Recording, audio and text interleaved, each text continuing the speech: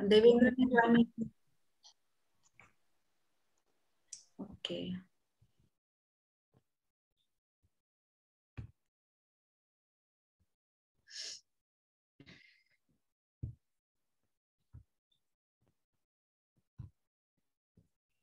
Screen दिख रही है आप लोग को? Yes ma'am. ओके, तो कल की क्लास में हम लोगों ने देखा कि मतलब जहां तक भी हम लोगों ने देखा उसके बाद से हम 1950 के बाद की भारतीय कला को आ, पढ़ेंगे और समझेंगे उसको। ठीक,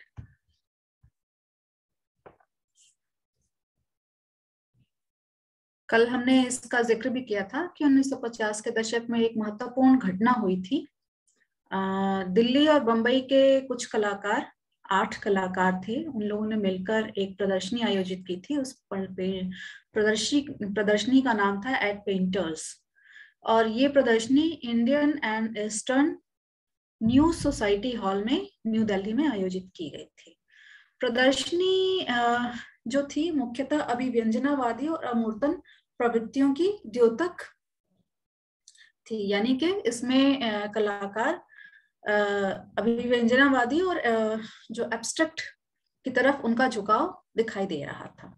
और यहाँ से हम देखते हैं कि इसके बाद 1950 के बाद की जो आधुनिक कला है, भारत की आधुनिक कला, उसमें किस तरीके से अलग अलग वाद, जैसे कि अभिव्यंजनावाद, अमूर्तवाद, लोक कला का भी काफी प्रचलन बीच में हुआ, अति यथार्थवाद की तरफ कलाकारों का झुकाव हुआ, तंत्र कला की तरफ भी कलाकारों का झुकाव हुआ। ये सब चीजें हमें देखने को मिलती हैं। तो ये जो कलाकार थे, इसमें NS. Bendre, VS. Gaitonde, Satish Gujral, MF. Hussain और कृष्ण खन्ना, एस कुलकर्णी, राम कुमार और एम.वी. सामंत, ये कुछ कलाकार थे। इन लोगों ने मिलकर एक प्रदर्शनी का आयोजन किया। नमस्ते मैम। नमस्ते बेटा, मैं थोड़ा काफी लेट देर हो से गया, ज्वाइन किया। कॉल आ गई थी मैम, इसीलिए नहीं रिसीव कर पाया। कोई बात नहीं। ठीक है, नमस्ते मैम। अब बताइए, बस देख रहा हूँ मैं। हाँ हाँ, ठीक। तो ये जो कुछ कलाकार थे, इनके वर्क को भी हम जरा एक एग्जाम्पल के तौर पे देखते हैं कि किस तरीके से इन लोगों ने अमूर्त कला बनाई, अपने चित्रों में किस तरीके से अमूर्तता को प्रदर्शित करते हैं। एक चीज और नोटिस करने की बात है कि जो भारत में अमूर्त कला रहा वो शुद्ध रूप से अमूर्त कला नहीं रहा, कुछ न कुछ उसमें आकृति का समावेश दिखाई देता। तो उसको शुद्ध अमूर्तन कलाकार, अमूर्तनवादी जो कलाकार थे वो काफी कम थे, और आर्टिस्ट ने कुछ न कुछ आकृति के साथ उसको कहेंगे कि लगभग अमूर्तवाद की तरफ, या फिर सेमी एब्स्ट्रैक्ट आर्ट उसे कह सकते हैं।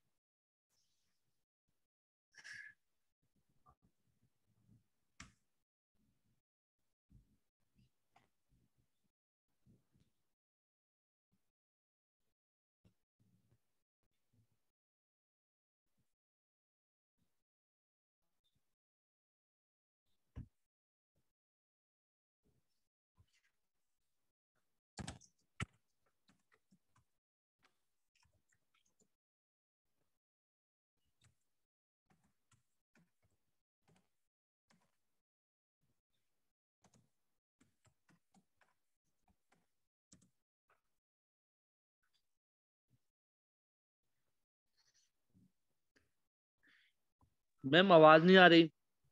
हाँ बेटा, मैं बोल ही नहीं रही तो आवाज कहाँ से आएगी? अब स्क्रीन शेयर मुझे करना है।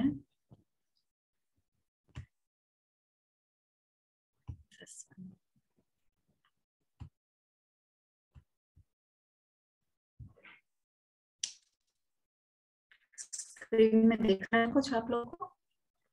मैं गूगल का स्क्रीन शेयर कर रही हूँ। यस मैम, दिख रहा है। ओके,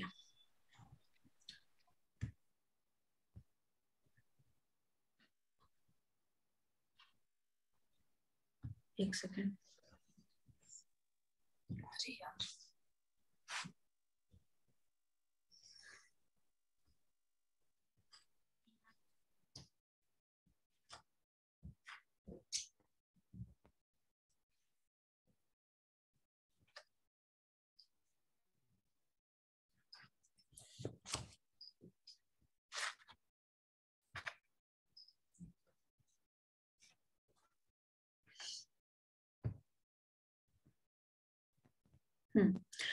आप ये देखिए एनएस बेंद्रे की कुछ एक वर्क्स हैं, इसमें ये क्यूबिज्म का भी प्रभाव दिखता है और एब्स्ट्रैक्ट की तरफ भी झुकाव दिखाई देता है। कुछ और उनके वर्क्स देखते हैं, जो दिस वन।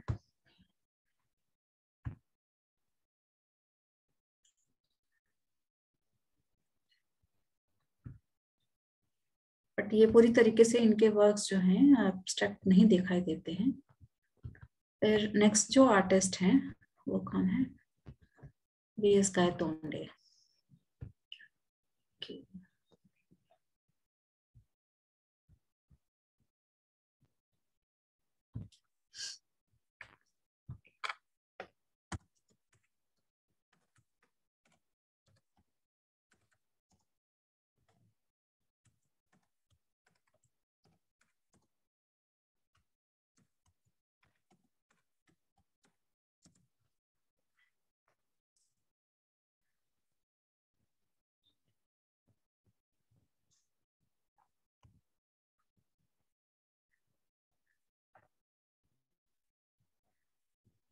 ये है वीएस गायतोंडे की एक एब्स्ट्रैक्ट पेंटिंग। एब्स्ट्रैक्ट आर्ट की तरफ जो शुद्ध एब्स्ट्रैक्ट वर्क जिनकी कलाओं को कह सकते हैं, उसमें वीएस गायतोंडे का नाम भी आता है। देख रहे हैं आप लोग को?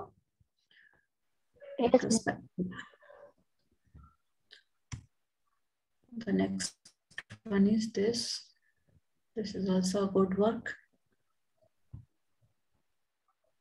आप लोग अपनी तरफ से भी इस आर्टिस्ट के बारे में थोड़ी जानकारी इकट्ठी कर सकते हैं।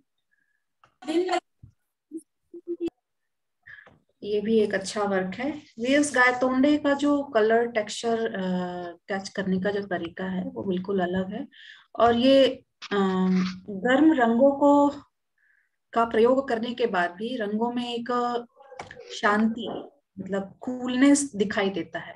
जैसे कि येलो कलर और रेड कलर हॉट कलर्स कहे जाते हैं, गर्म रंग हैं, लेकिन तब भी इनके जो रंग है वो शांत दिखाई देते हैं।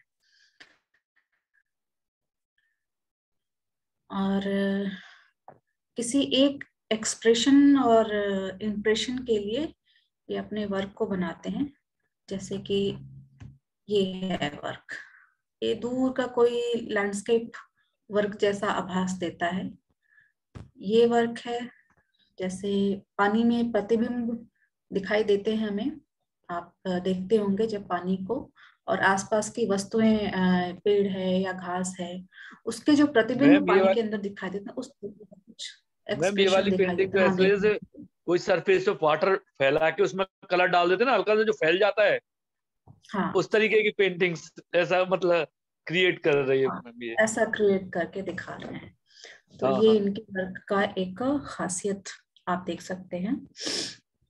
इसके बाद नाम आता है सतीश गुजराल ने भी कुछ एब्स्ट्रैक्ट वर्क किया है। एमएफ हुसैन, जबकि एमएफ हुसैन और सतीश गुजराल पूरी तरीके से एब्स्ट्रैक्ट की तरफ इनका झुकाव नहीं होता है, या एक्सप्रेशनिज्म क्या बोलते हैं, अभिव्यंजनावादी जो कलाकृतियां हैं उसका भी इन लोगों ने काफी प्रयोग किया है। नेक्स्ट स्लाइड शो करती हूँ मैं।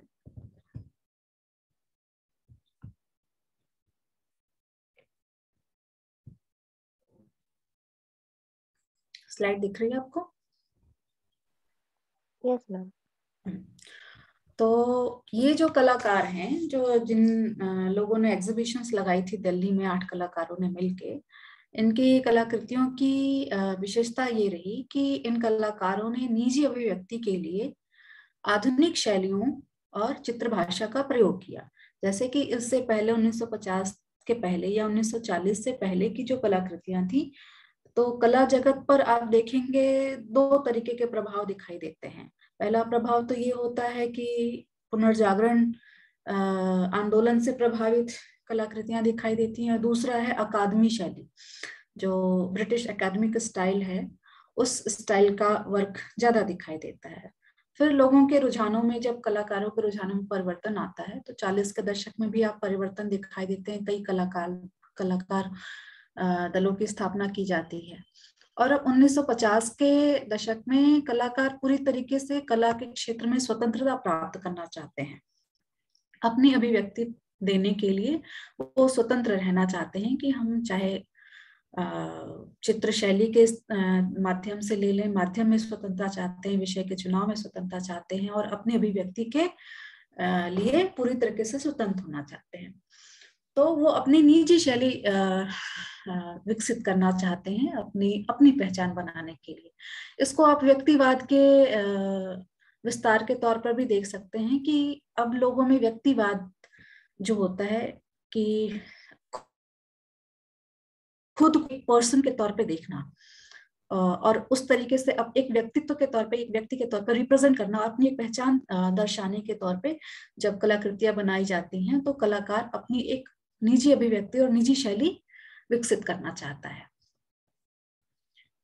तो उस दिशा में इन कलाकारों ने काम किया।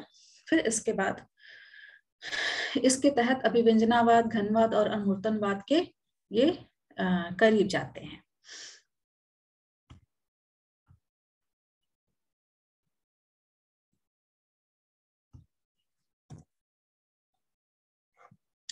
उन्नीस सौ 60 के दशक में कलाकार घनवाद की तरफ गहरी दिलचस्पी दिखाते हैं। उसमें घनवाद की तरफ गहरी दिलचस्पी दिखाने वाले कलाकारों में हमें राम कुमार बैज, M.F. हुसैन और FN सूजा का नाम विशेष रूप से सामने आता है। आप देख सकते हैं राम कुमार बैज के कुछ वर्क, जो कुछ चित्र हैं उनके, जो घनवादी शैली की तरफ रुझान दिखाते हैं अपना।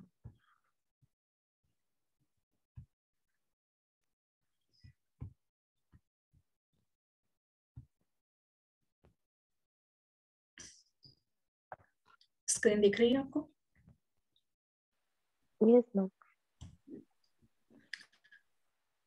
दिस इज अ पेंटिंग,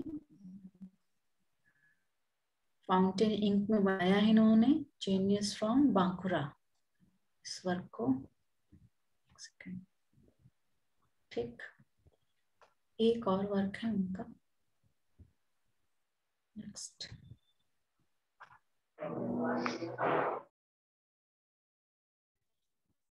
देखिए आप, घनवादी शैली में बनाया गया एक वर्क है उनका, the master sculpture of India, Ram Kinkar Baij.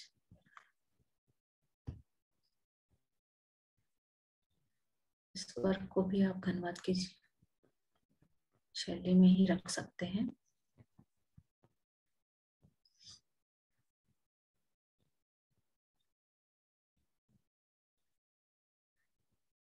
ये भी आप देख सकते हैं।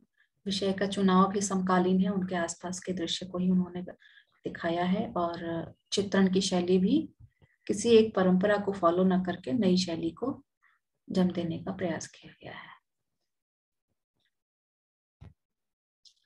ठीक, जो इसके बाद जो और कलाकार हैं वो है M.F. हुसैन। उनका हम M.F. हुसैन के वर्क को देखते हैं पर।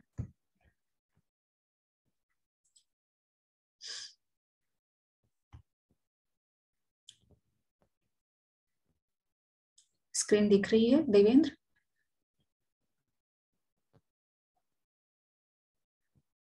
हाँ मैम। अच्छा, तो ये वर्क भी आप देख सकते हैं, काफी और इम्प्रेसिव वर्क है इनका, एम.एफ. हुसैन का।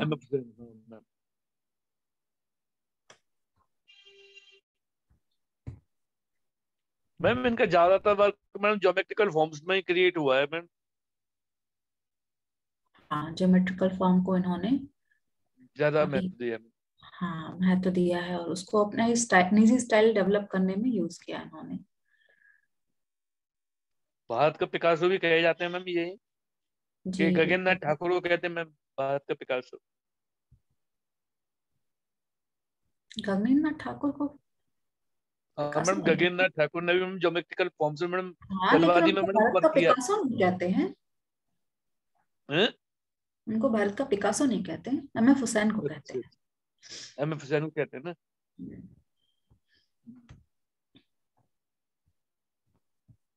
ये आप उनके वर्क देख सकते हैं काफी। हम्म।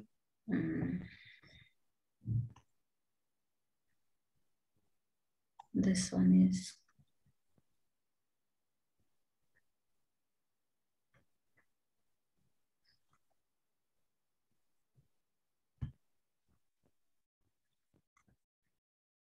ये देखिए पूरी तरीके से पिकासो के वर्क से प्रभावित होकर बनाया गया वर्क है।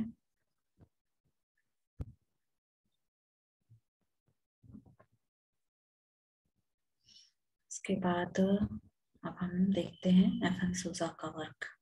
एफ.एन. सूजा ने भी आधुनिक कला में काफी महत्वपूर्ण योगदान दिया है और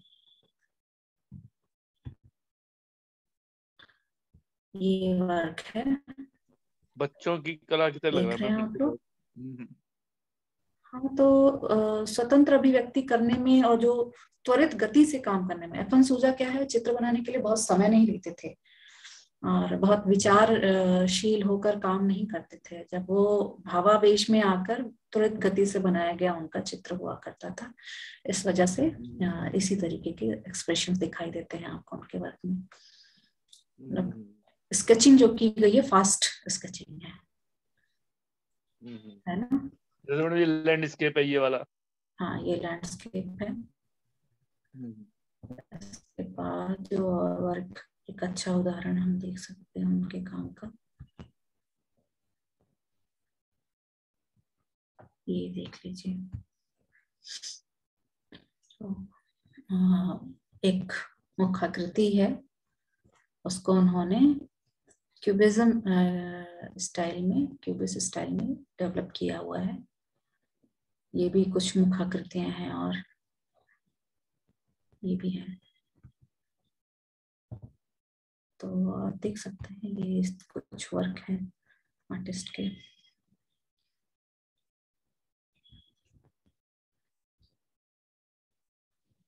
'64 में बनाई गई ये पेंटिंग है।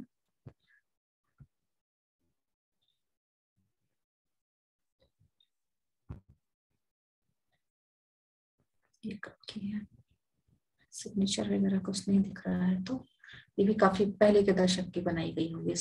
इनके स्टाइल से देखने को लग रहा है कि ये पहले का वर्क होगा। ये भी आप देख सकते हैं। ठीक, तो नेक्स्ट है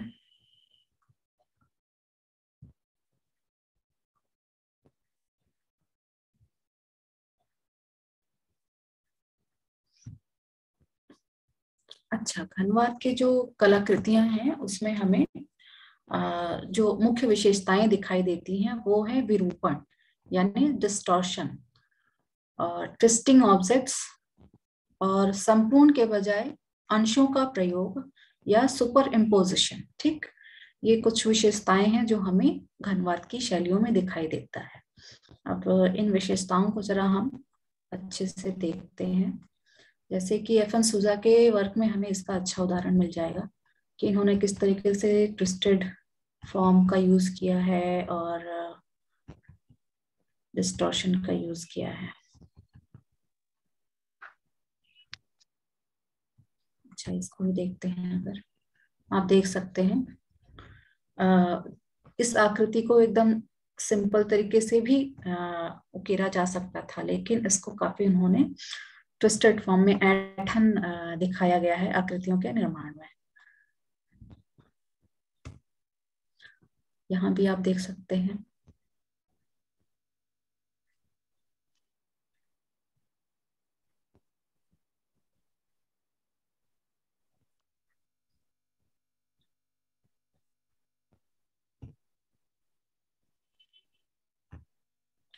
डिस्टॉर्शन के लिए ये देखते हैं हम। हाँ,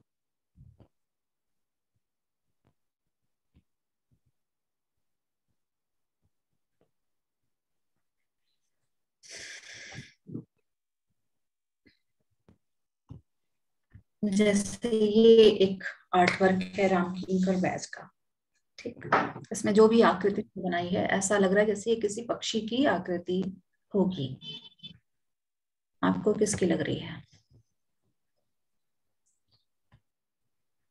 और यहाँ एक और पक्षी की आकृति दिखाई देगी। इसमें आकृतियों को तोड़ मरोड़ के प्रस्तुत करना या उसको बहुत एनलार्ज्ड फॉर्म में दिखाना, जिस भी भाव को वो दिखाना चाहते हैं उस भाव के अनुरूप उस ऑब्जेक्ट को या फिर आकृति को अपने हिसाब से डेवलप करना, या फिर उसको हम ऐंठ के बनाए आकृतियों को या फिर उसको ब्रेक करके बनाए, है ना। ये जो तरीके हैं ये कलाकारों के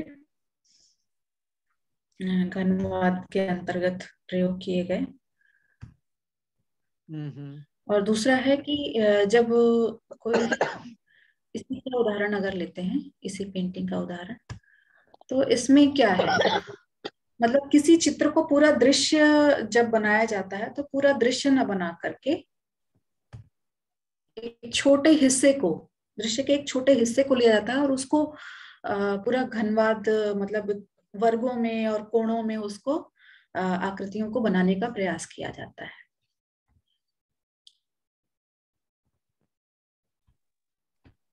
मुर्गे का है ना मैम ये? हाँ,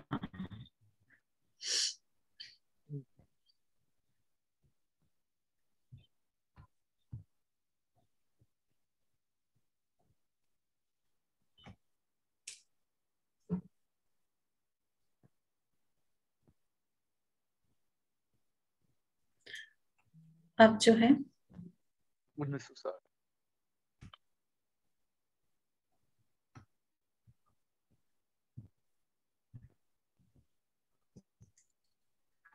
अब जो 1960 के दशक की अगर कला के बारे में बात करें तो अब के कला में कलाकारों का रुझान रहता है कि वो खुद को अंतर्राष्ट्रीय स्तर पर पहचान बनाना चाहते हैं या अंतर्राष्ट्रीय दिखाना चाहते हैं, प्रस्तुत करना चाहते हैं, न कि एक लोकल कलाकार या किसी स्थान विशेष के कलाकार के तौर पे। और कलाकारों की जो दिलचस्पी है चित्राकाश में चित्रमय तत्वों को ही प्रमुखता से अंकित करना। चित्रमय तत्व मतलब जो आर्ट के जितने एलिमेंट्स हैं, जो तत्व हैं, उनको ही प्रमुखता से अंकित करना। पहले क्या होता था, विषय महत्वपूर्ण होता था। अब क्या है, विषय महत्वपूर्ण नहीं है, हम तो विषय को एक चित्र करने के माध्यम के तौर पर, लेकिन जो उसके तत्व हैं, चित्र के तत्व जैसे लाइन, कलर, फॉर्म, टेक्सचर, इनको ज्यादा महत्व दिया जा रहा है।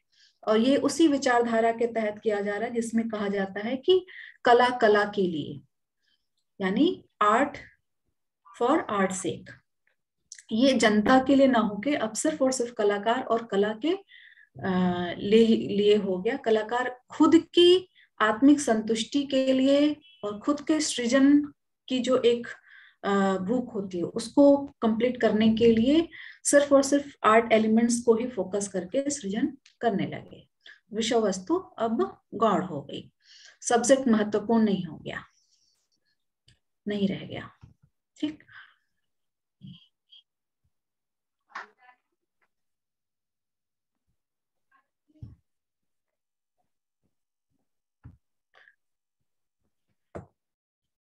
अच्छा, जो 1950 और 60 के दशक में कलाकार अमूर्त कला की तरफ उनका झुकाव होता है या घनवाद की तरफ झुकाव होता है, विशेषतः अमूर्त कला की तरफ झुकाव होता है, तो उसमें भी कुछ एक कलाकार थे, जैसे प्रदोष दास गुप्ता और M.F. हुसैन का भी नाम आता है। इन कलाकारों का मानना था कि जो अमूर्त की धारणा है, अमूर्तन कला की धारणा, ये भारतीय परिप्रेक्ष्य में सही नहीं है। उनका कहना था कि बिंब आवश्यक है, यानी पेंटिंग में या चित्रण में या कला के सृजन में किसी न किसी बिंब का होना या फॉर्म का होना, आकृति का होना आवश्यक है। यह भारतीय दर्शन, सौंदर्य शास्त्र और प्रतिमा विज्ञान की दृष्टि से अनुकूल है। भारतीय दर्शन क्या है? भारतीय दर्शन में क्या होता है कि कोई भी अमूर्त भावना है, उसको आप देखेंगे कि उसको कोई ना कोई एक आकृति दी गई। जैसे हमारे यहाँ देवताओं की ही कल्पना की गई है। वायु के देवता, बारिश के देवता जैसे इंद्र की कल्पना की गई है, वायु के देवता की कल्पना की गई है, सूर्य की कल्पना की गई। तो इन सारे ही एलिमेंट्स के लिए, इन सारे विचारों के लिए कोई ना कोई आकृति की कल्पना की गई है। तो हमारे यहाँ आकृति महत्वपूर्ण माना जाता है भारतीय दर्शन के अनुसार। तो उसके तहत प्रदोष दास गुप्ता कहते हैं कि भारतीय कला में बिंब का होना जरूरी है।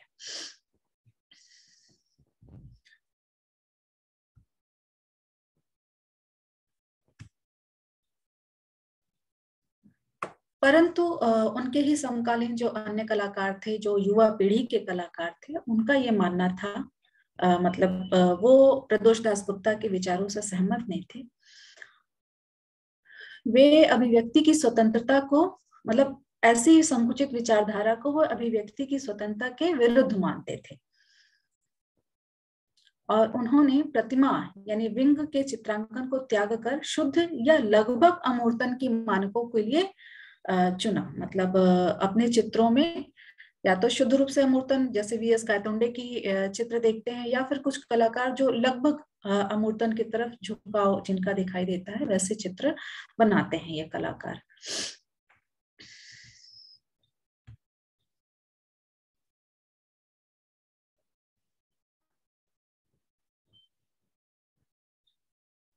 आप देखते हैं अमूर्तन शैली में काम करने वाले कौन कौन से चित्रकार हैं। बाल छाबड़ा, शांति दवे, जयराम पटेल, V.S. गायतोंडे, पीराजी सागरा, अंबादास, G.R. संतोष, राम कुमार और जे स्वामीनाथन और कृष्ण खन्ना, ये कलाकारों के नाम आते हैं जिन कलाकारों ने अमूर्तन के क्षेत्र में, अमूर्तन कला के क्षेत्र में काम किया।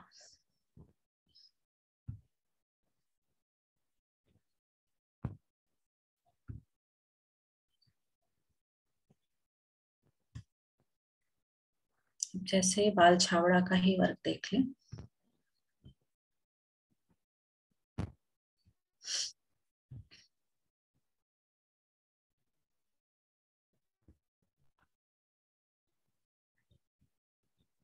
दिखाई दे रहा है आप लोग को?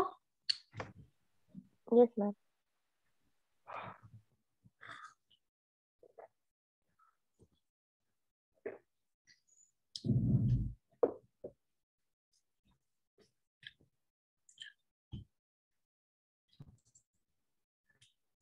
ये पूरी तरीके से एब्स्ट्रैक्ट वर्क तो नहीं है इनका, लेकिन एब्स्ट्रैक्ट आर्ट की तरफ इनका झुकाव दिखाई देता है, क्योंकि आकृतियों का पूरी तरीके से शुद्ध रूप से निर्मित भी नहीं की है और शुद्ध रूप से इन्होंने एब्स्ट्रैक्ट फॉर्म भी नहीं दिया है। और तुलनात्मक रूप से देख लें 1950 से पहले के कलाकारों के चित्र कृतियों को और 1950 के बाद के जो नए युवा पीढ़ी के जो चित्रकार हैं उनकी कृतियों का, तो आप देखेंगे पेंटिंग बनाने के जो ट्रीटमेंट में काफी चेंजेस आते हैं। रंग लगाने का, अब टेक्सचर की तरफ कलाकारों का झुकाव ज्यादा होता है, आकृति को अपने अनुसार निर्मित करने का और रंगों का, और जो चित्र तल है उसको विभिन्न टेक्सचर के अनुसार अपनी अभिव्यक्ति, मतलब टेक्सचरों का प्रयोग करके अपनी अभिव्यक्ति देने का एक प्रचलन शुरू होता है।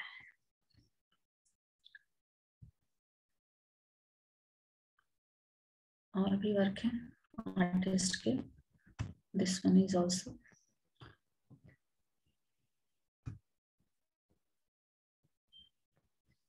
अनटाइटल्ड। अच्छा, एक चीज और आपको दिखाई देगा, अब कलाकार चित्रों के जो टाइटल होते हैं वो तय नहीं करते हैं।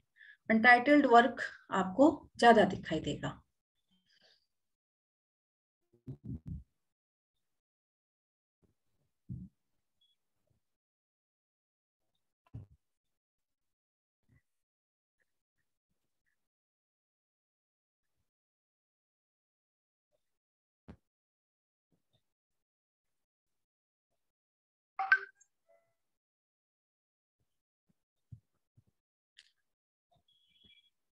फिर बाल छाबड़ा के बाद जो इनके बाद जो कलाकार हैं शांति दवे, इनका भी वर्क हम लोग देखते हैं।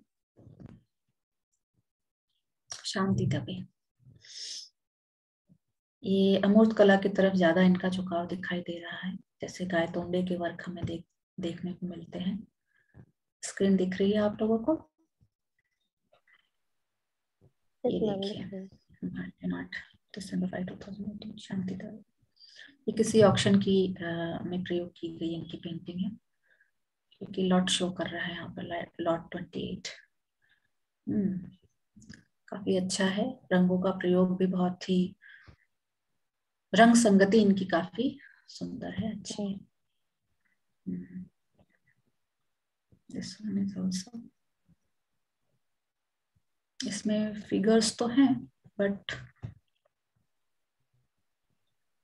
शांति दवे 1931, 31 का वर्क है।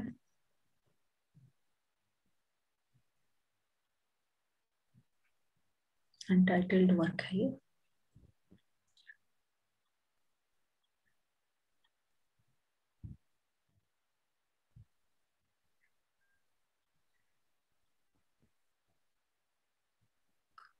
मानसरोवर। अच्छा, ये मानसरोवर नाम से एक चित्र है शांति देवी की। इसमें भी आप देखें, मुझे लगता है अब जो कलाकार है, रंगों का फ्लो जो है ना, फ्लो वर्क, पहले कैनवस पे या चित्रपट पे रंग को फ्लो करो और फिर उसके बाद उसमें ऊपर से, उसके ऊपर से वर्क किया गया लगता है ये।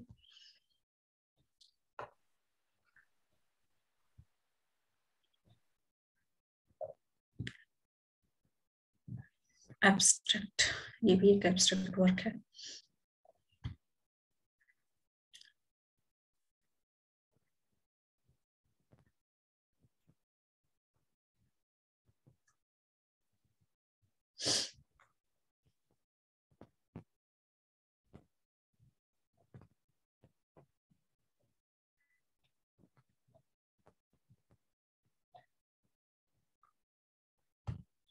ये दिल्ली आर्ट गैलरी में के संग्रह में रखी गई कोई चित्र है। अब इसमें देख लेंगे कि ऊपर से इसको स्टेंसिल वर्क का प्रयोग किया गया लगता है ना? तो इस तरीके से न्यू मीडियम्स और न्यू स्टाइल्स के खोज में कलाकार विभिन्न प्रयोग करते हैं। इसको भी आप देख लीजिए, काफी सुंदर वर्क है। बैकग्राउंड में इसके न्यूज़पेपर के प्रिंट्स का प्रयोग किया गया लगता है, और एक के ऊपर एक स्टेंसिल वर्क जैसे होता है कि एक स्टेंसिल से एक तरीके का हमने कुछ इम्प्रेशन ले लिया, फिर उसके ऊपर एक और प्रिंट किया हमने, फिर प्रिंट के ऊपर प्रिंट किया गया का प्रयोग करके इस टेक्सचर को डेवलप किया गया है।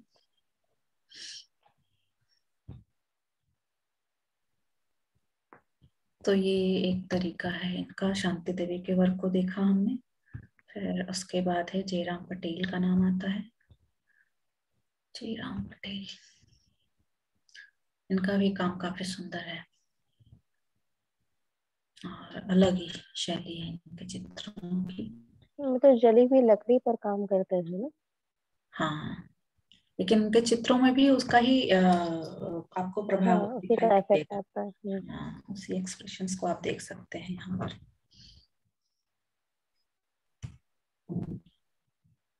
ये भी कुछ वर्क है, पेन और इंक में काम किया गया है।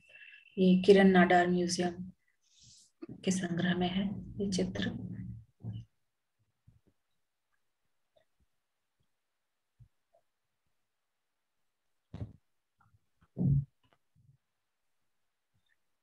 ये भी है।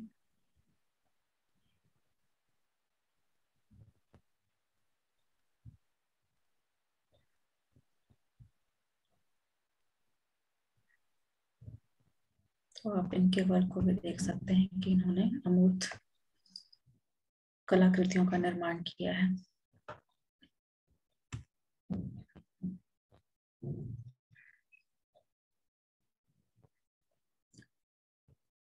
इसके बाद जो अन्य कलाकार हैं, वी.एस. गायतोंडे, इनका वर्क आपने देखा होगा, मैंने दिखाया था शायद। वी.एस. गायतोंडे, आपने दिखाया। हाँ, तो वी.एस. गायतोंडे से आगे बढ़ते हैं हम लोग। पीराजी सागरा, अंबा दास, जी.आर. संतोष, राम कुमार के वर्क को देखते हैं। और भी कलाकार हैं, उनके नाम आते हैं, लेकिन ये पूर्णतः एब्स्ट्रैक्ट फॉर्म में काम नहीं किए हैं। राम कुमार ने क्यूबिज्म और एब्स्ट्रैक्ट दोनों का ही प्रयोग किया हुआ है।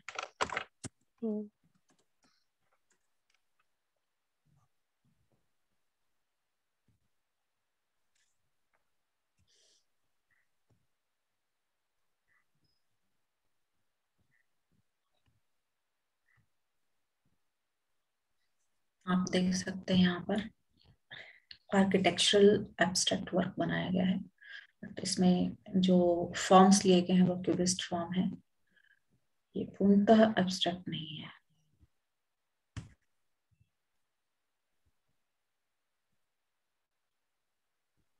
लेकिन इसी शैली में जब वो आगे बढ़ते हैं तो ये कुछ वर्क हैं उनके जो एब्स्ट्रैक्ट के कैटेगरी में रखे जा सकते हैं, जैसे कि ये पेंटिंग।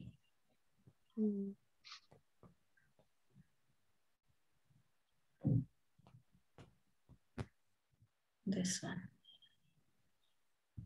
इसी स्टाइल में इनके कई वर्क हैं, ये भी दिखाई देगा।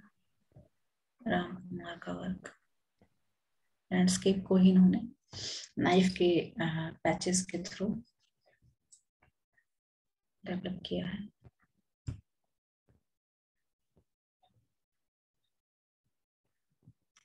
ये भी है, इसमें कोई फॉर्म दिखाई नहीं दे रहा है, but there is some work.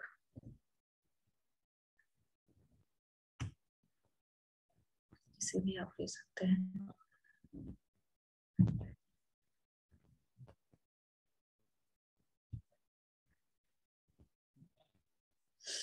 ठीक, अब आगे बढ़ते हैं हम लोग राम कुमार से। कृष्ण खन्ना के भी वर्क हमने देखे हैं, एक बार के भी वर्क को देखते हैं किस तरीके का काम किया है ना।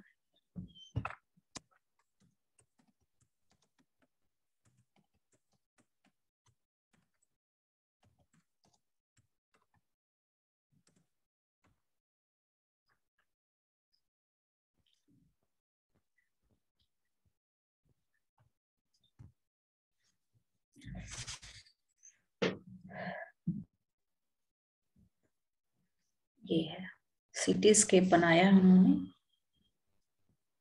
कृष्ण खन्ना का चित्र है, और इन्होंने टाइटल भी दी है सिटीस्केप कैलीग्राफी।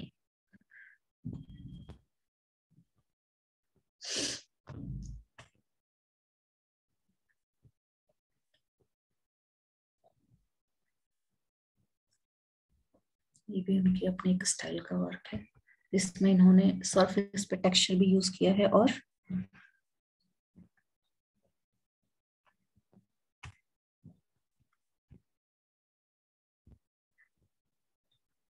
इसमें इन्होंने जो इस जगह पे आप देखेंगे दिखाई दे रहा है कैलीग्राफी का एब्स्ट्रैक्ट फॉर्म में इस्तेमाल किया है। हालांकि यहाँ पर एक फॉर्म है, बट इस प्लेस पर और इस प्लेस पे आपको कैलीग्राफी का एब्स्ट्रैक्ट फॉर्म में यूज किया गया है। और मुझे लगता है इस वर्क में भी यही चीज है, एब्स्ट्रैक्ट फॉर्म में कैलीग्राफी को यूज किया गया है। और इसी स्टाइल में आपकी ये वर्क भी आपको देखने को मिलेगा। Krishna Khanna art work Sanchi art की कलेक्शन में है। इसमें भी आपको बैकग्राउंड में जो टेक्सचर और ये सारी चीजें देने के बाद ऊपर से इन स्थानों पे आपको कैलिग्राफी का प्रयोग दिखाई देगा।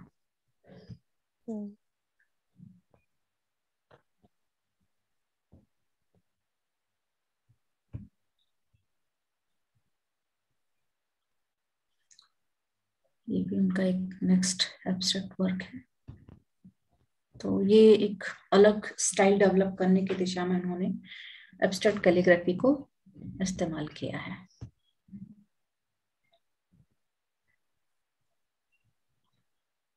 चलिए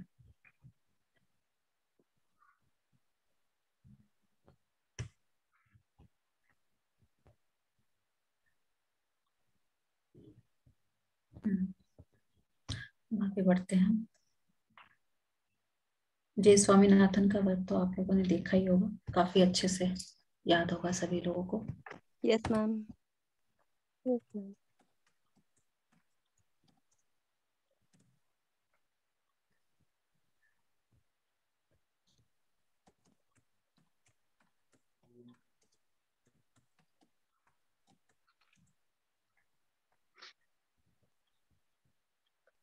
एक चीज और है, सभी आर्टिस्ट का वर्क देखेंगे, सबकी अपनी अपनी एक स्टाइल है। और जो विम्बो का प्रयोग किया गया है, जैसे कि इसमें पहाड़ है, झीला है, आप जब इन कलाकारों को अलग से पढ़ेंगे तो इनकी अपनी एक चित्र भाषा है। और अपने चित्र भाषा के माध्यम से वो एक अपने अलग ही रचना संसार को अभिव्यक्त करना चाहते हैं।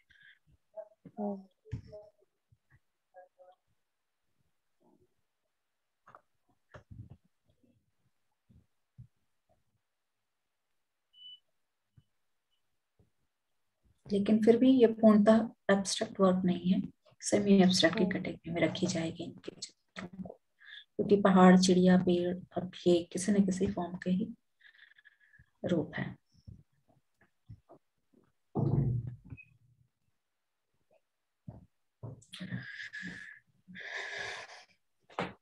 इसके बाद कुछ और भी एब्स्ट्रैक्ट आर्टिस्ट वर्क हमें आर्टिस्ट हैं इनके बाद, वो हैं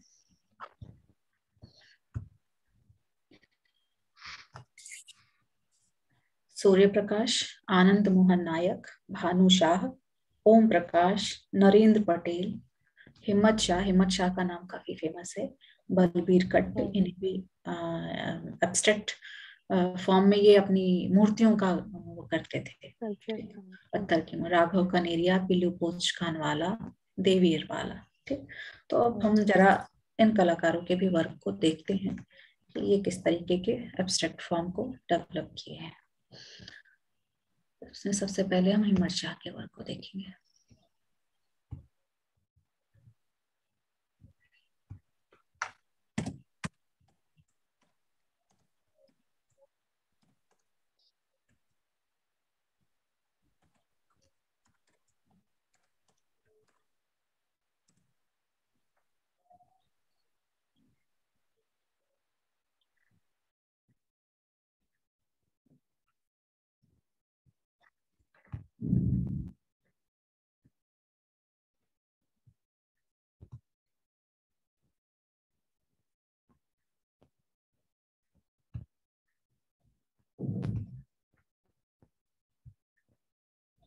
स्क्रीन शो हो रहा है?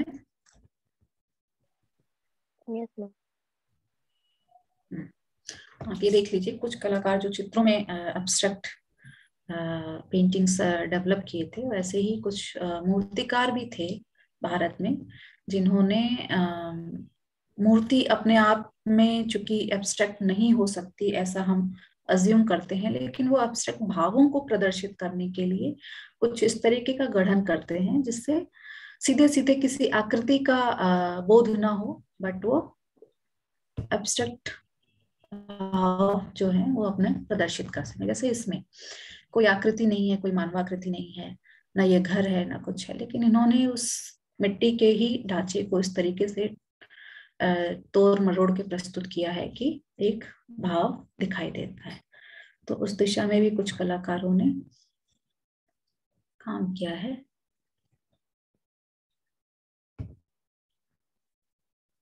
ये भी एक उनका वर्क है। Terracotta sculpture.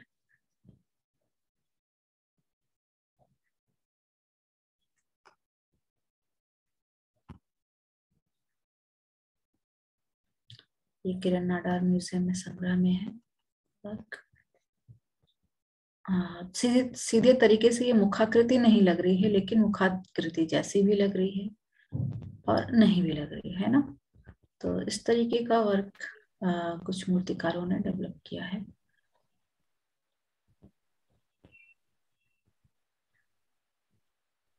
आप ये देख सकते हैं, इसमें चेहरे को बनाया गया है, लेकिन अमूर्त भाव को प्रस्तुत किया गया है।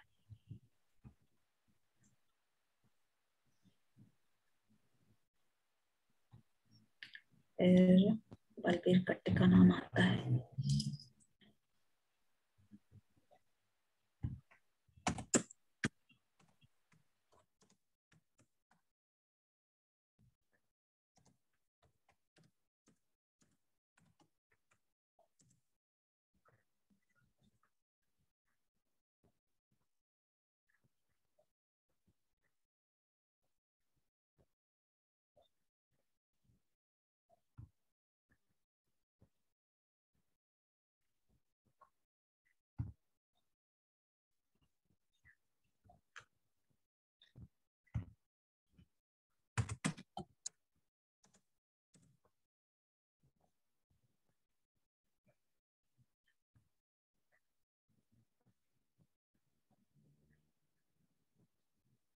आप ये देख सकते हैं, बलबीर सिंह कट्ट का एक स्कल्पचर है। इमेज शो हो रही है? Yes ma'am.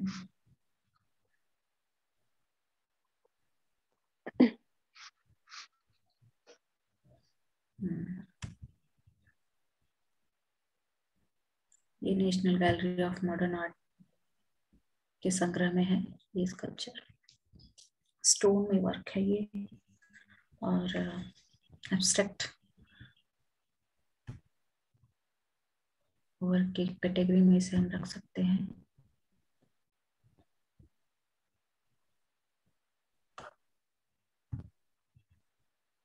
ये भी एक वर्क है।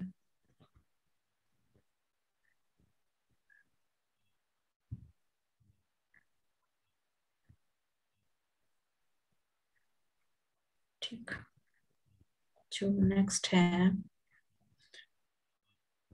पीलू पोच खान वाला।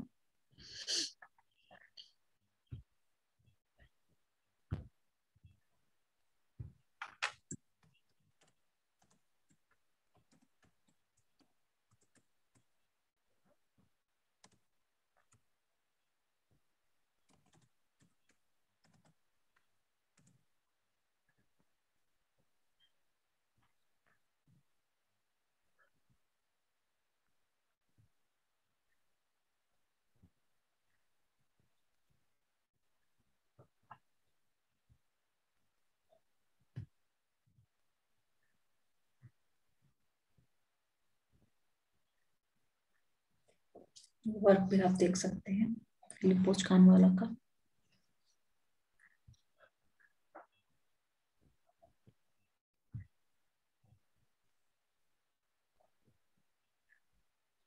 इसका नाम है flight.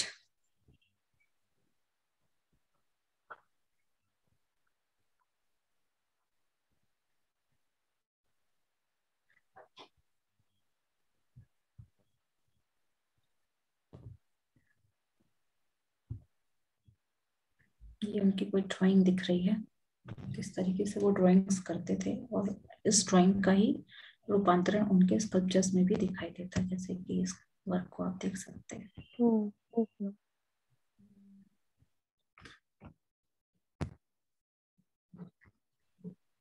This one is next sketch of पीलू पोच खान वाला।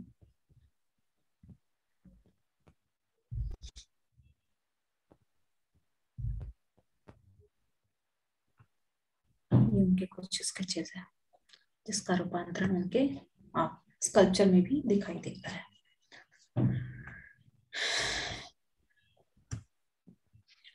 चलिए अब नेक्स्ट हम आगे बढ़ते हैं।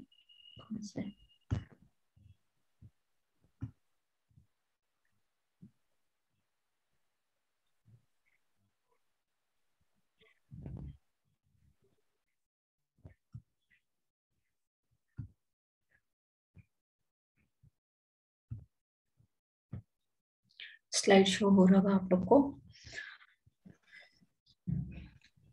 तो इस दिशा में हम देखते हैं कि कुछ जो आर्टिस्ट हैं, उनमें चित्रकार भी हैं, मूर्तिकार भी हैं, उन लोगों ने किस तरीके से अमूर्त वादी कलाकृतियों का निर्माण किया।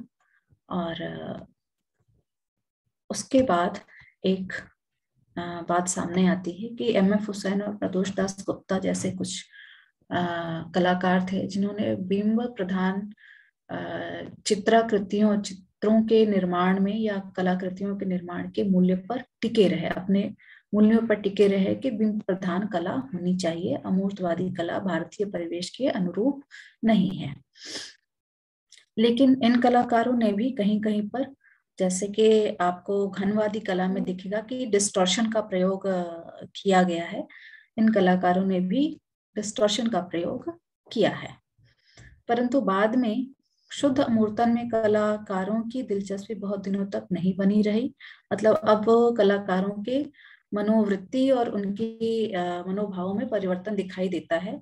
बहुत दिनों तक वो अमूर्तन कला की तरफ झुके हुए नहीं रह पाए और अब कलाकार ये महसूस करने लगे कि अमूर्त कला में कुछ भी नया करने को नहीं है। मतलब एक समय के बाद उन्हें महसूस हुआ कि अब इसमें कुछ और नया करने को नहीं है।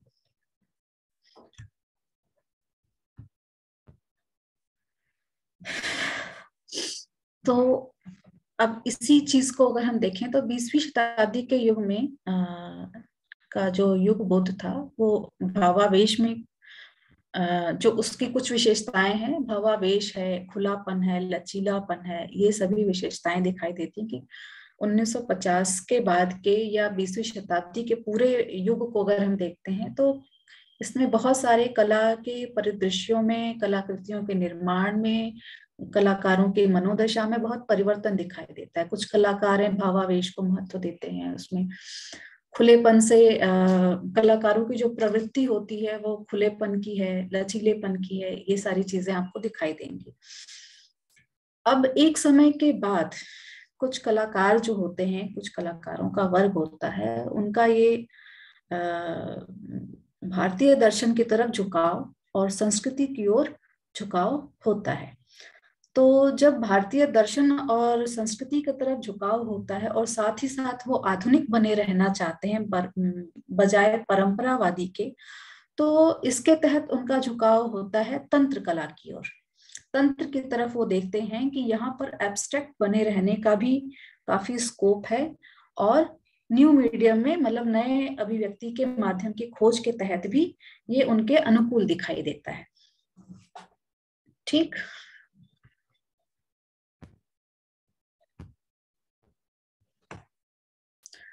तंत्र कला जो थी बुनियादी तौर पर एक भारतीय विचार था। मतलब पूरी तरीके से भारतीय संस्कृति का ही एक हिस्सा है, ना कि ये किसी विदेशी या यूरोप की किसी सभ्यता का कोई तत्व नहीं था। तो चूंकि ये पूरी तरीके से भारतीय था तो कलाकारों को ये काफी अनुकूल दिखा कि हमारा भारतीय होते हुए आधुनिक कला निर्मिति और नए माध्यमों की खोज में ये हमारे अनुकूल बनता है। फिर वे महसूस करते हैं कि समकालीन चाक्षुष रूपाकार यानी विजुअल फॉर्म्स के लिए ये माध्यम काफी अच्छा है। फिर दार्शनिक और रहस्यात्मक विषय वस्तु के साथ, मतलब तंत्र कला जो था एक फिलोसॉफिकल एलिमेंट लेते हुए आता है और इसमें रहस्य का भी एक तत्व समाहित रहता है। और जो तंत्र विद्या है वो प्रतीकों के ऊपर आधारित है और अमूर्त चिन्हों का इसमें प्रयोग दिखाई देता है, जैसे कि श्रीयंत्र। श्रीयंत्र जो है एक प्रतीक भी है, वो अपने आप में अमूर्त भी है और ये आध्यात्मिक विषय वस्तु भी है ना।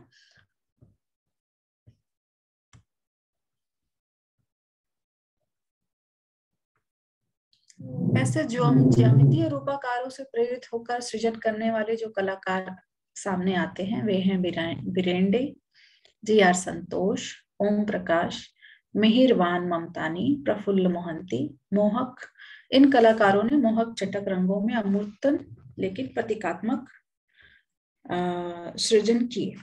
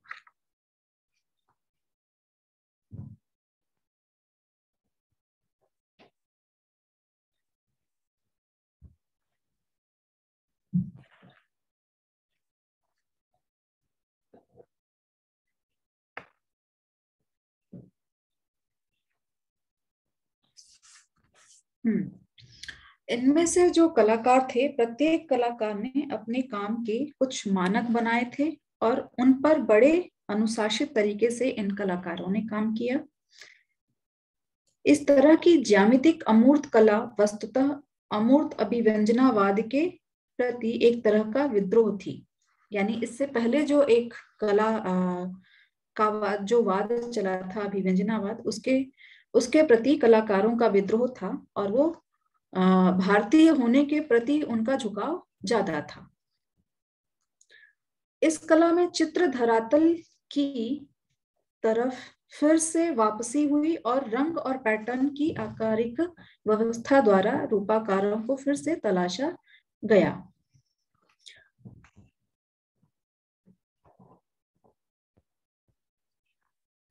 अच्छा, जो ये कलाकार थे, ये कलाकार कृतियों में हालांकि ज्यामितिक विन्यासों का तांत्रिक परंपरा से निकट का संबंध रहा, फिर भी तांत्रिक पद्धति में निर्मित यंत्रों की तरह इनका कोई जादुई असर नहीं था। यानी कि जैसे कि जो तांत्रिक होते हैं, तांत्रिक बिंबों का प्रयोग करते हैं, तो वो उनकी एक पूजा पद्धति का ही हिस्सा होती है।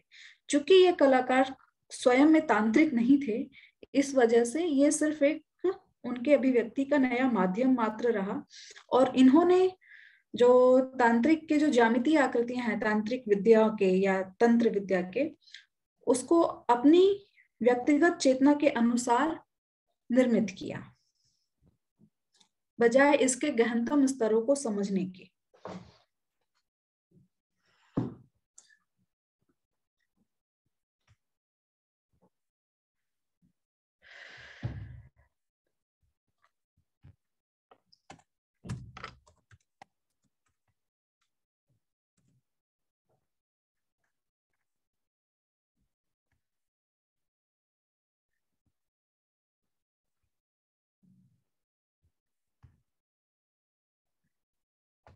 आप यहाँ पर बीरेंडे के कुछ पेंटिंग्स के एग्जांपल्स देख सकते हैं।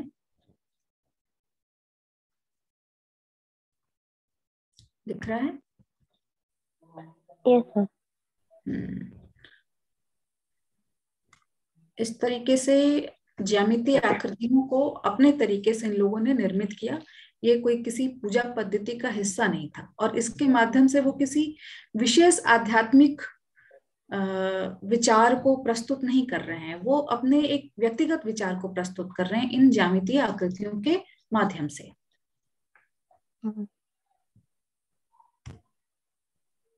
आप यहाँ भी देख सकते हैं, खूब चटक रंगों का प्रयोग किया गया है।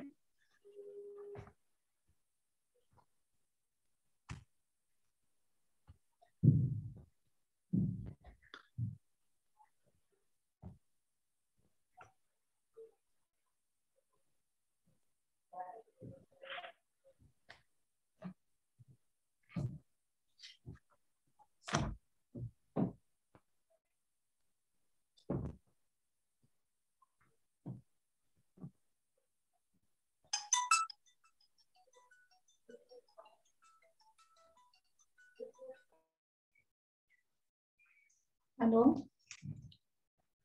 हाँ जी सर, क्लास में है। हाँ, एक घंटा।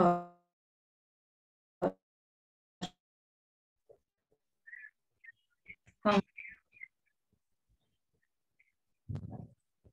चलिए ठीक है, हम थोड़ी देर में फोन करते हैं। थोड़ी देर में फोन करते हैं। हाँ कहते हैं थोड़ी देर में फोन करते हैं।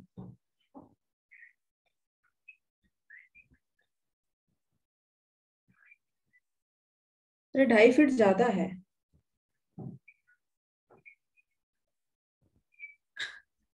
बाद में बात करते हैं।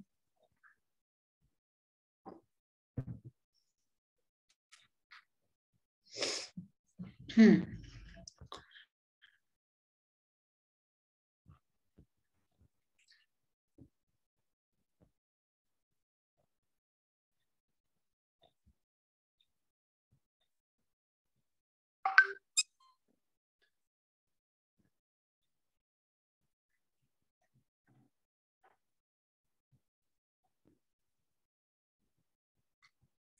ये एक आर्टिस्ट का वर्क है। नेक्स्ट वर्क, जो नेक्स्ट आर्टिस्ट है उनका भी वर्क देखते हैं हम।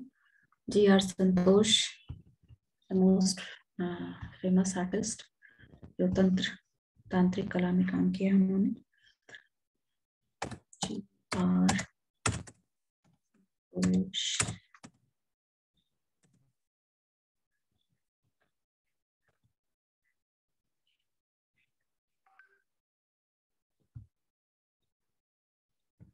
आप देख सकते हैं।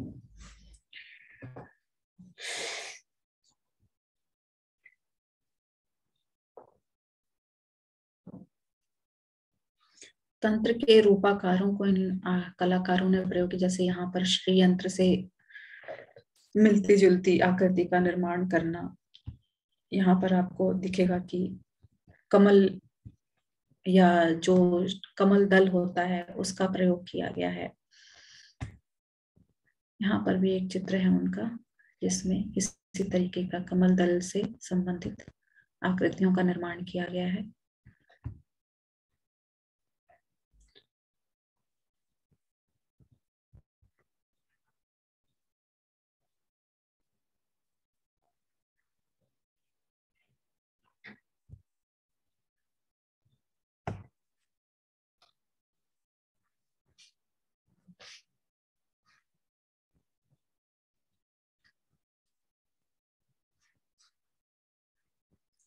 संतोष की कलाकृतियां, ये जो जी.आर. संतोष की कृतियां हैं, ये पूरी तरीके से अमूर्त नहीं कही जा सकती हैं। इसमें आकृतियों का कहीं ना कहीं समावेश किया गया है।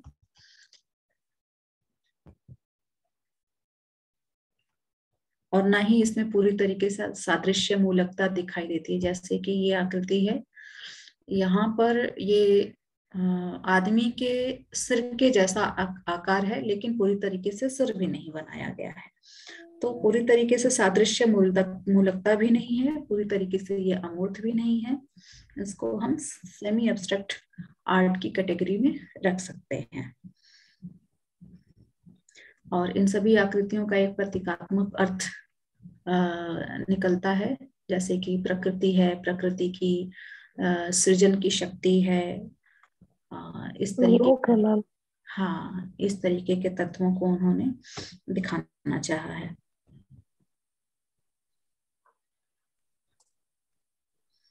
इनके जो जटिल ज्यामितीय रूपाकारों को निर्मित किया है उन्होंने। आप देख सकते हैं नेचर के सुप्रीम पावर को दिखाने का प्रयास किया गया है। उसके जैसी ही एक एक्सप्रेशन दिखाई देता है इसमें।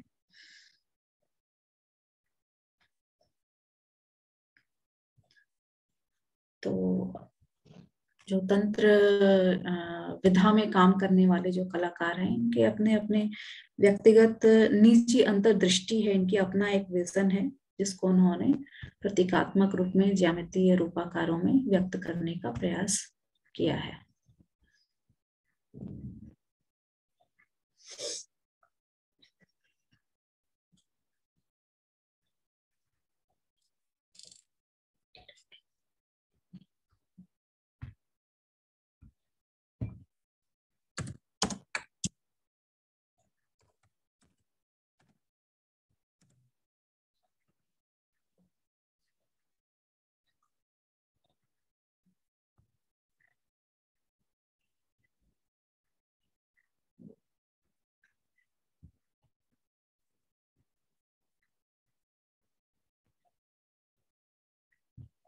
किटी रेड्डी का भी कुछ काम है, जैसे कि ये कुछ वर्क है उनके जिसमें उन्होंने ज्यामितीय रूपाकारों का तंत्र विद्या के जो सिंबल्स होते हैं, प्रतीक, जैसे ओम है, स्वास्तिक है, जो भारतीय दर्शन में जिन प्रतीकों का प्रयोग किया गया शुभ के तौर पर, वैसे प्रतीकों का प्रयोग करके बीच में एक कलश का भी यहाँ पर निर्मित की गई है। ऐसे रूपाकारों का प्रयोग करके और इसको सुनियोजित तरीके से चित्रित किया है उन्होंने। कुछ और भी एग्जांपल्स, ये एक वर्क है किटी रेड्डी का, ये भी एक अच्छा वर्क है।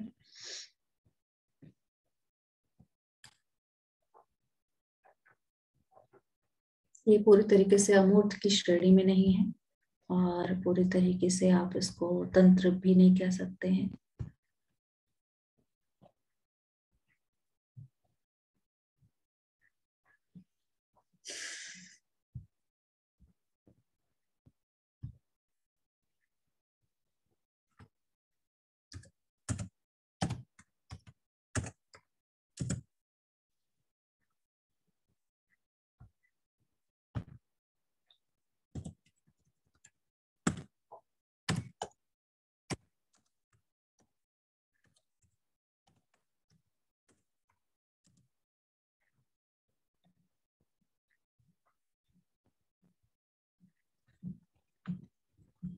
एब्स्ट्रैक्ट फॉर्म में काम करने वाले एक और आर्टिस्ट हैं केसीएस पनिक्कर, इनके भी वर्क हम देखते हैं। ये दिख रहा है आप लोग को?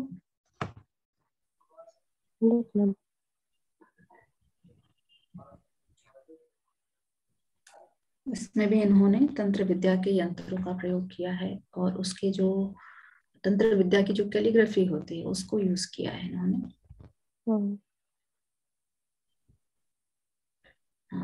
नेक्स्ट ये है, तो इनके वर्ड एंड सिंबल सीरीज है ना? हाँ, वर्ड एंड सिंबल्स नोटेड है। Fading lights of the metals. This is the more clear image. तो इस तरीके से कलाकारों ने नए माध्यमों की खोज में, नए अभिव्यक्ति की खोज में और निजी शैली विकसित करने की खोज में इस तरीके से तंत्र विद्या और तांत्रिक कला के प्रतीकों का अपने अनुसार प्रयोग किया है।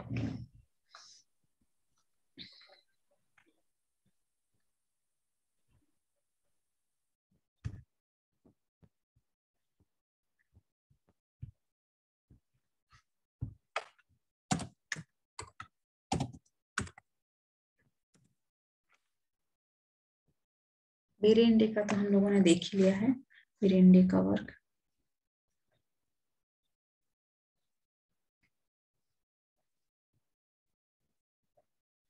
अच्छा, एक चीज और नोट करने वाली है कि ये जो आर्टिस्ट हैं ये घनवाद की दिशा से, मतलब घनवाद की शैली में काम करते हुए फिर ये उधर से इनका घुमाव जो है वो शुद्ध ज्यामितीय कला की ओर दिखाई देता है, जिसमें इन्होंने रेखाओं का, सीधी रेखाओं का, समकोण रेखाओं का, समकोण का, त्रिकोण, वृत्त का प्रयोग और जो सपाट धरातल का प्रयोग किया है बजाय उसके टेक्सचर देने के। आकारों का, चित्राकाश का सूक्ष्म सपाट अंकन किया है, मतलब जो पेंटिंग का जो पिक्टोरियल स्पेस है उसका सपाट अंकन किया है। रंगों का प्रयोग, चमकीले रंगों का प्रयोग किया गया है और इस तरीके से वो अमूर्त चित्रण करने की दिशा में आगे बढ़ते हैं।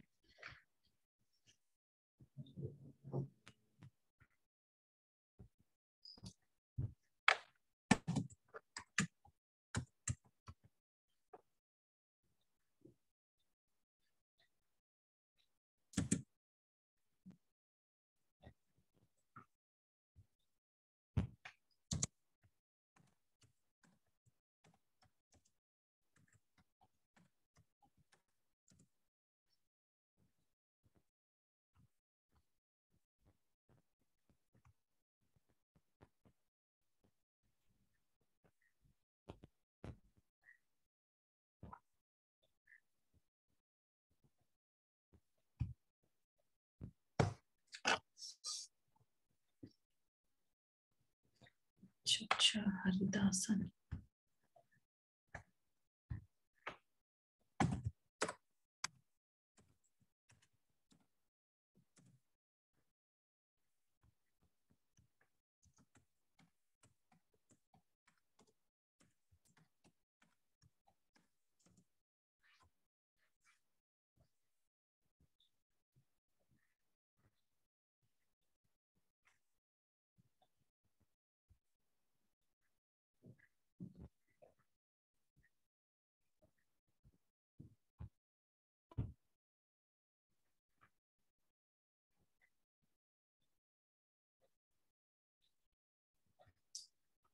ये एक के.वी. हरिदासन नाम से एक आर्टिस्ट है, इनका भी वर्क देख सकते हैं हम लोग। इन्होंने भी एब्स्ट्रैक्ट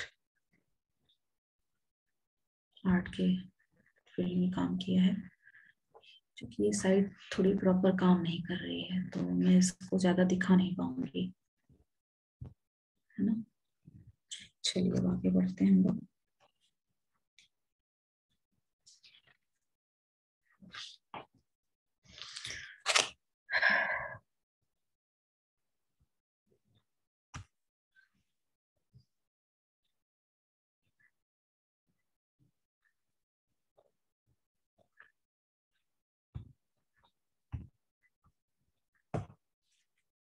हाँ, इसी समय जब कुछ कलाकारों का दल अमूर्त कला की तरफ काम कर रहा था, अमूर्त कला के क्षेत्र में, कुछ घनवाद के क्षेत्र में काम कर रहे थे और कुछ तंत्र कला की ओर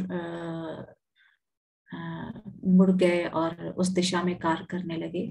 फिर उसके बाद एक कलाकारों का जो दल होता है वो प्रयोग करते करते अति यथार्थवाद की ओर उनका झुकाव होता है और इस क्षेत्र में अति यथार्थवाद के क्षेत्र में भी प्रयोग करते हैं, जिसमें से हमें के.सी.एस. पणिक्कर का भी नाम सामने आता है और के.सी. पाइन। के.सी.एस. पणिक्कर और के.सी. पाइन जो है ये अति यथार्थवाद के, भारत में अति यथार्थवाद के पहले प्रणेता कहे जा सकते हैं। और भारत में अति यथार्थवाद का जो अधिक प्रभाव है वो 1970 के दशक में दिखाई देता है।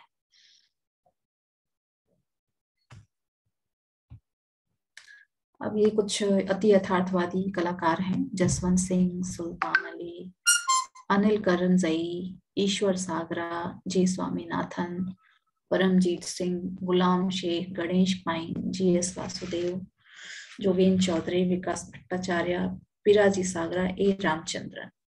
ये कुछ कलाकारों के नाम आते हैं जिन्होंने अति यथार्थवाद की तरफ झुकाव उनका होता है और इस दिशा में वे काम करते हैं।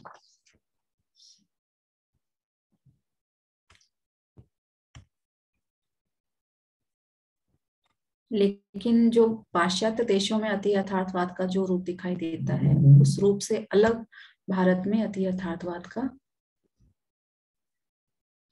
रूप दिखाई देता है। ये इस तरीके से क्यों दिखा है, क्या चीज है?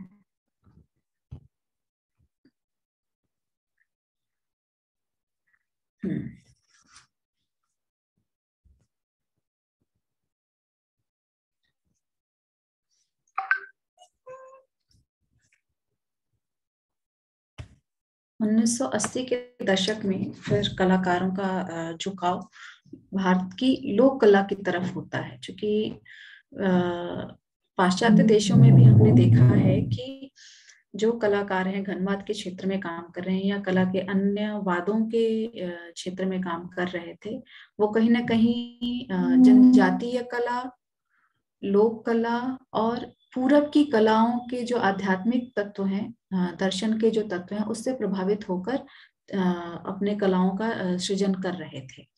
लेकिन भारत में 1980 के दशक में कलाकारों को नए चित्र भाषा को के दिशा में कार्य करने के लिए जब वो कुछ खोज करते हैं, मतलब अन्वेषण शुरू करते हैं, तो उनको लगता है कि हमें ज्यादा से ज्यादा भारतीय होने की आवश्यकता है, न कि पूरी तरीके से पाश्चात्य देशों की तरफ और उनके ही वादों में और उनकी ही शैली में कार्य करने की। उससे क्या होता है कि फिर उनके पास ज्यादा कुछ नया करने को नहीं रह जाता है, और उनके जो एक होते हैं ना सृजन की भूख, वो समाप्त या उसकी संतुष्टि नहीं हो पाती है। तो फिर इस दिशा में कलाकार लोक कला की तरफ झुकाव होता है उनका। अब कलाकार निजी अस्मिता के साथ भारतीयता को दर्शाने के आकांक्षी थे, और कलाकृतियों में लोक कला के तत्वों का समावेश तथा समकालीन कला शैलियों में लोक, जनजातीय और पूजा के अभिप्रायों को शामिल करने का एक फैशन बन गया था। और ये जो फैशन है कला के अन्य विधाओं में भी दिखाई देता है, जो कि समकालीन संगीत की जो विधा है, या मंचीय कला यानी कि ड्रामा है, स्टेज परफॉर्मेंस जो दिया जाता है, या फिर सिनेमा या इस तरह की कोई भी चीज है, उसमें आपको दिखाई देगा कि लोक मतलब लोक जीवन, जनजातीय लोगों के जीवन या उनकी कला के तरफ लोगों का रुझान बढ़ता है, और उसके बारे में लोग ज्यादा से ज्यादा जानना चाहते हैं और उसको अपने सृजन के माध्यम में प्रस्तुत करना चाहते हैं।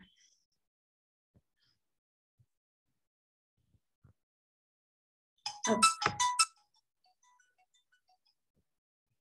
ऐसे में आपको दिखाई देगा कि कुछ कलाकार हैं, जैसे श्रीनिवासलू, ये है तमिलनाडु के कलाकार थे। तमिलनाडु के जो लोग टेराकोटा है उस मीडियम में इन्होंने काम किया। फिर उसके बाद नाम आता है जे सुल्तान अली का। आर सारंगन है, इन्होंने कोलम जो लोक कला की एक विधा है कोलम, उसका प्रयोग अपने चित्रण या सृजन के क्षेत्र में किया। जय स्वामीनाथन है, जयदेव ठाकुर हैं, माधवी पारेख की कलाकृतियों से आप लोग परिचित होंगे। इन्होंने जो लोक कला में टेक्सटाइल के क्षेत्र में जो एप्लिक वर्क होता है, काशिताकारी है, कटआउट का वर्क है, ऐसे चीजों को अपने चित्रों में प्रस्तुत किया, उसके एक्सप्रेशंस को प्रस्तुत किया उन्होंने। मंजीत बावा हैं, जिन्होंने विरूपण का प्रयोग किया अपने स्टाइल में। लोक कला में प्रयुक्त सरलीकृत जो आकृतियां होती हैं उसका प्रयोग किया है, और उसको उन्होंने अपने तरीके से डिस्टॉर्ट करके एक्सप्रेस किया है। मीरा मुखर्जी का भी हमें दिखाई देता है, चूंकि ये मूर्तिकार थी। यहाँ गलत लिखा है।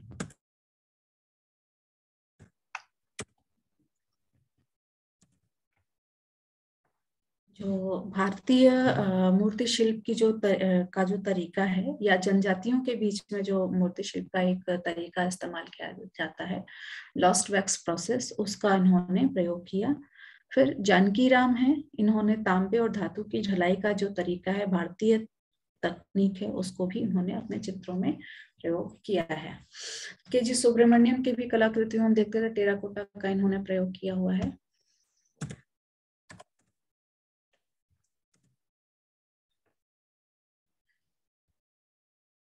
टेराकोटा के साथ में ग्लास पेंटिंग का भी इन्होंने प्रयोग किया है। ग्लास पेंटिंग की शैली के टेक्निक को इन्होंने अपने पेंटिंग टेक्निक में यूज किया है।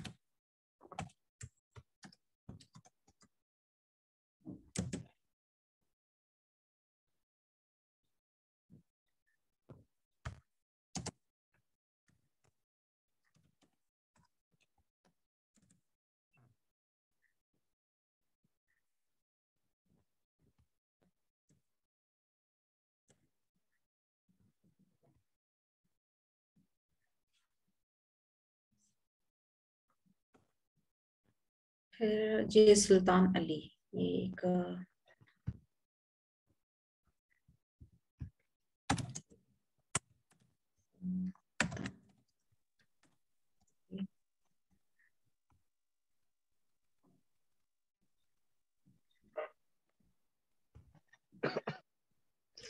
स्क्रीन दिख रही है आपको?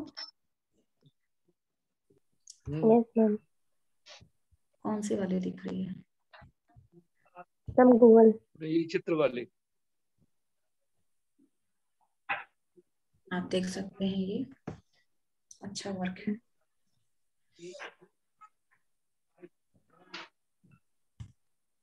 नेक्स्ट वर्क ये भी है।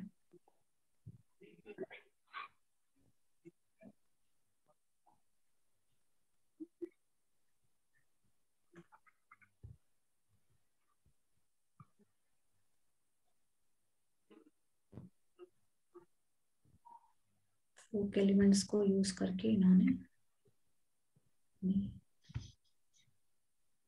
इसे भी देख सकते हैं।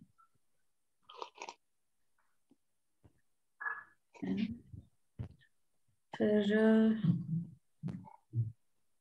माधवी पारेख का वर्क देखते हैं हम।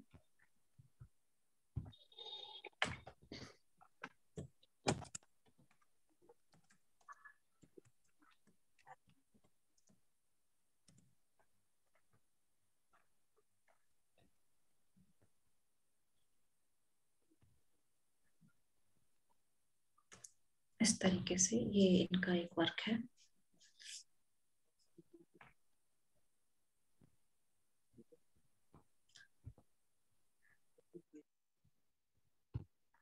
दिस वन,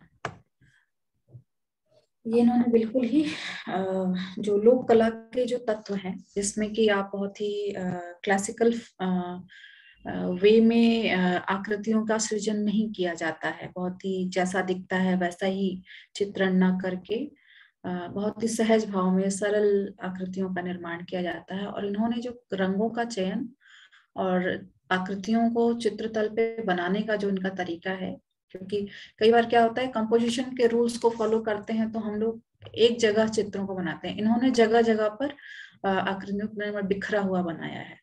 जैसे कि टेक्सटाइल के फील्ड में हम देखेंगे कि एप्लिक वर्क जब किया जाता है तो साड़ी है या किसी चौड़े कपड़े पर कपड़ों की कटिंग को किस तरीके से उस पर पैच किया जाता है ना।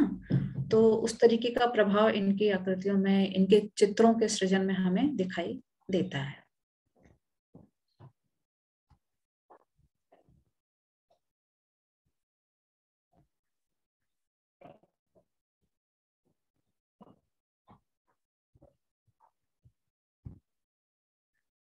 ये भी उन्होंने मुखाकृति बनाई है अपनी निजी शैली में।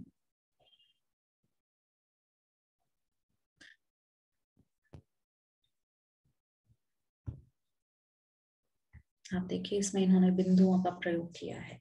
काफी इसके लिए प्रसिद्ध है कि बिंदु का प्रयोग कौन कलाकार करता है अपने चित्रों में, तो इन्होंने अपने लोक शैली के अनुसार प्रयोग किया है, ना कि वो जो पॉइंटलिज्म जो वेस्टर्न कंट्रीज में एक बात चला था उसके तहत नहीं है ये।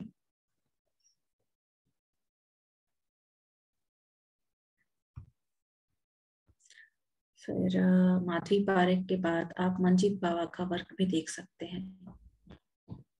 अच्छा, माधवी पारेख की जो कृतियां हैं उसमें कटआउट वर्क जो कहते हैं, अप्लीक में भी कटआउट वर्क, कपड़ों को काट काट के और उसको किस तरीके से पेस्ट किया जाता है और वैसे ही इमेजेस को उन्होंने यूज किया है।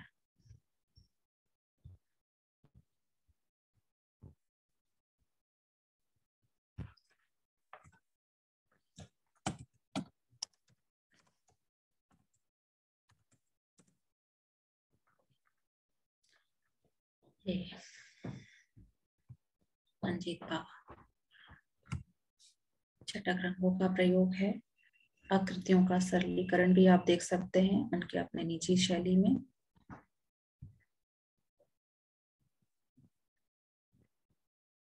और इन्होंने आकृतियों का डिस्टॉर्शन जिसको कहते हैं, विरूपण का भी प्रयोग दिखाई देता है।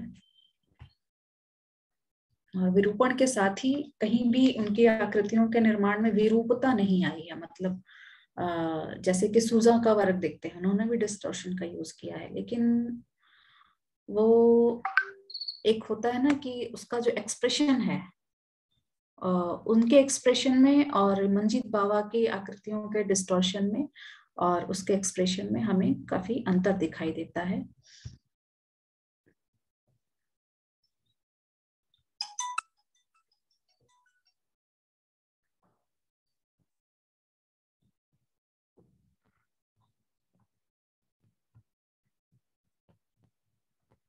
आप देख सकते हैं इन्होंने भारतीय विषयों का और आसपास के जो ग्रामीण जीवन है उसका ही प्रयोग किया है, उसको ही डिपिक्ट किया है अपने चित्रों में।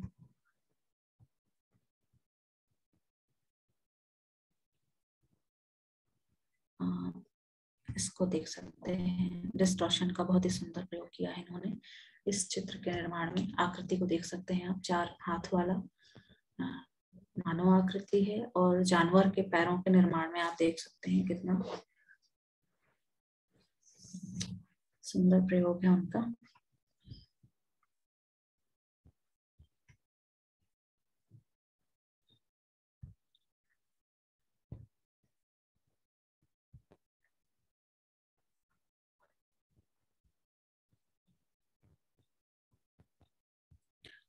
तो ये कुछ चीजें हैं। माधी पारेख हो गए और मंजीत बाबा का काम हम लोगों ने देख लिया। अब है मीरा मुखर्जी। मीरा मुखर्जी के भी वर्क को हम देखते हैं। इन्होंने मूर्तियों का निर्माण किया है, लेकिन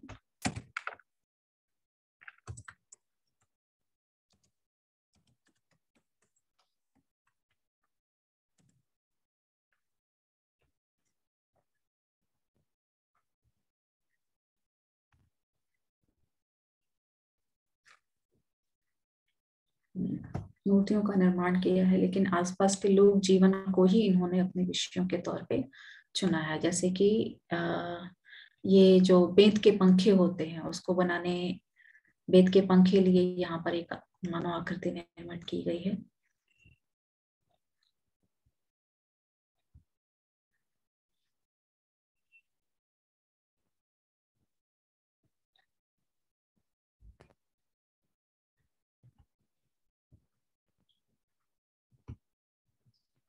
मीरा मुखर्जी ढलाई का जो लॉस्ट वैक्स प्रोसेस है उसके तहत इन्होंने अपने स्कल्पचर्स को बनाया है, लॉस्ट वैक्स प्रोसेस को प्रयोग करके।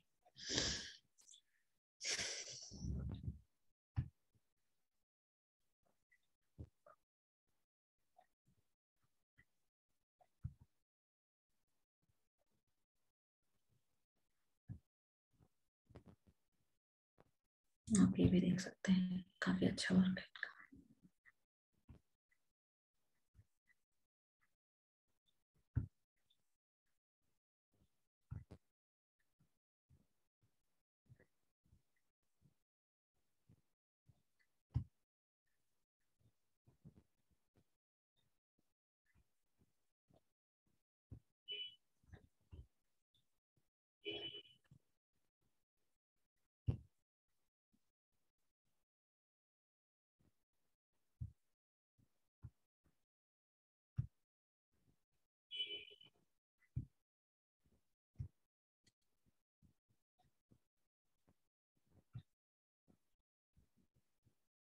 तो मुझे लगता है टाइम हो गया होगा। हाँ मैम।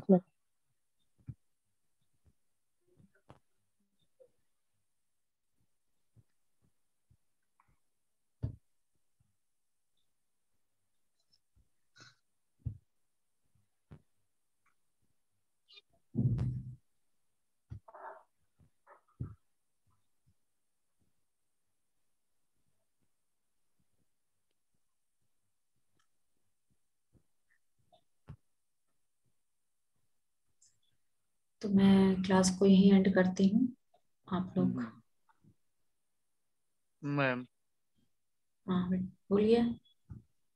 नहीं बस यही पूछना था बस। पूछिए मैम जो अभी ये जो आपने जो मूर्ति दिखाई थी ना अभी ये वाली, हाँ। ये पत्थर की नहीं है ना, ये वैसे आयरन वायरन मोल्ड से बनाई गई है ना? हाँ हाँ ब्रॉन्ज की है। ब्रॉन्ज वगैरह। हम्म।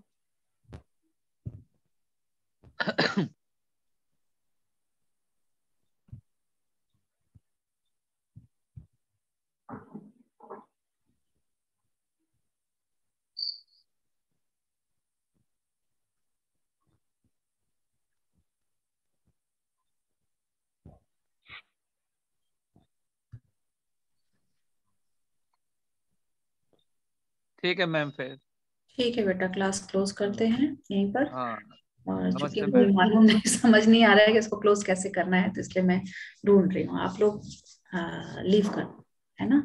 ठीक है, थैंक यू। ठीक, नमस्ते ma'am. Thank you ma'am. Welcome.